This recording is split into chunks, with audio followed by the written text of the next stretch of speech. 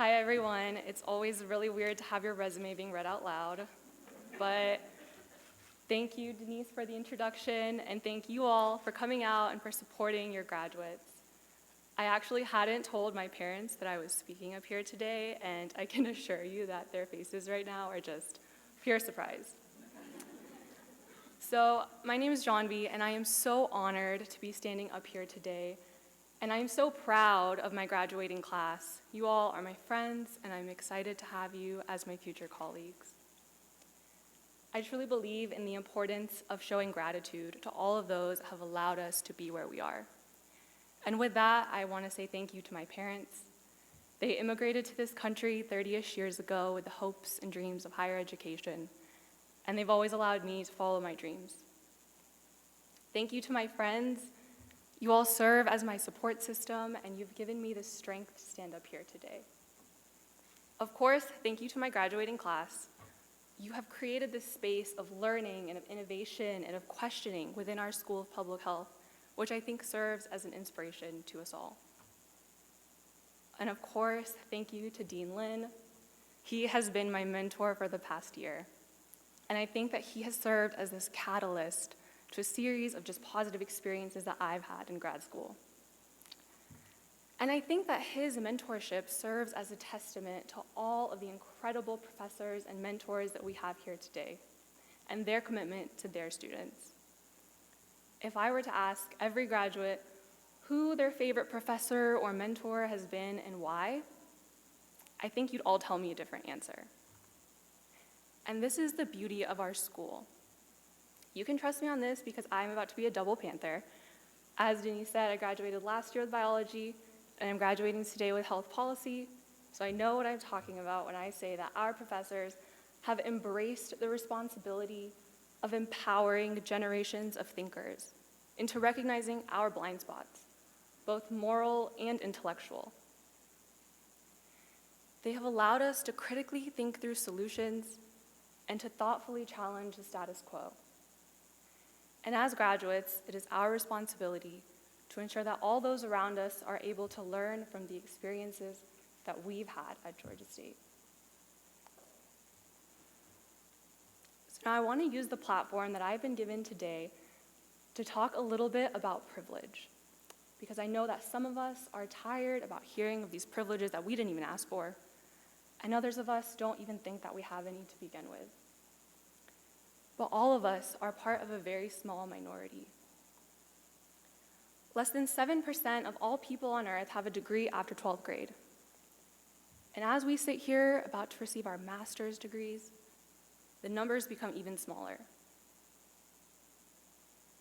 We have access to academia and literature and pedagogies which are unattainable and inaccessible to a majority of the world.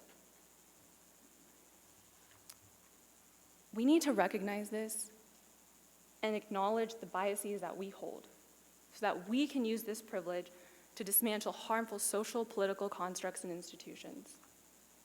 These institutions, such as the patriarchy and racial capitalism, along with failed policies such as the war on drugs that have led to mass incarceration, are all examples and drivers of health disparities. I think Angela Davis said it best. In this society, dominated as it is by the profit-seeking ventures of monopoly corporations, health has been callously transformed into a commodity that those with means are able to afford, but that is often too far beyond the reach of others. We will be sitting at many important tables in our career, and sooner than we think, we're going to be heads of those tables leading those important discussions. But I always want you to think about who is not at your table and whose voice is not being heard, because it is our responsibility to dismantle the systems of oppression which have led to their exclusion. I know sometimes that we all like to think that public health is apolitical, that we are inherently good because we're focused on population-level health.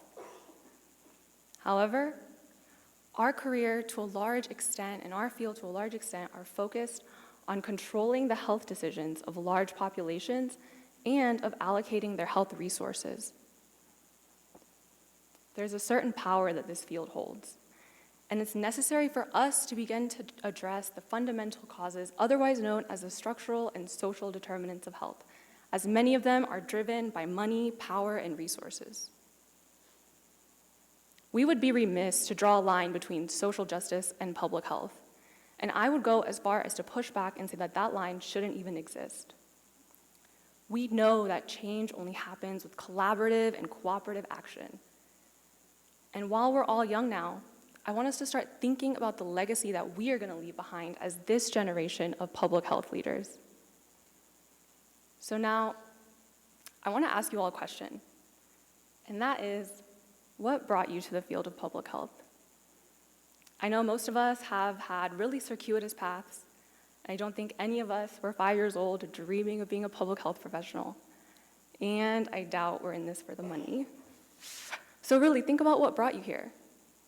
And if any of your answers include wanting to improve the healthcare system, or wanting to ensure that all people have access to their highest attainable mental and physical well-being, then I want you to hold on to those answers. Hold on to that and always let that be your motivation to all the high and mighty places that you're going to go in your career. Do not become part of the systems that create and propagate health disparities, and do not accept the boundaries that society's current structures have put in place, even though it is easy and it is comfortable to do so.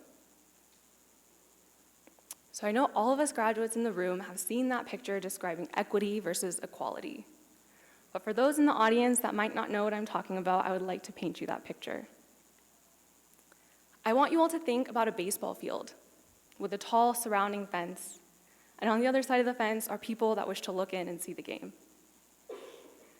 Under the premise of equality, we're giving everyone an equal-sized stool to stand on so that they can hopefully look over. But we know that people come in all shapes and sizes and heights. So while this will work for some, it will not work for all. Under the premise of equity, we're giving everyone a stool that is proportional to their height. So now hopefully we can all look above the fence. But I want us to take this one step further, to not just fight for equality and to not just fight for equity, but to fight for liberation and to fight for complete removal of the fence altogether so that all those who wish to play the game are able to. It's time to bring those from the margins to the center, and I believe in you, my graduating class of fall 2019. Thank you and congratulations.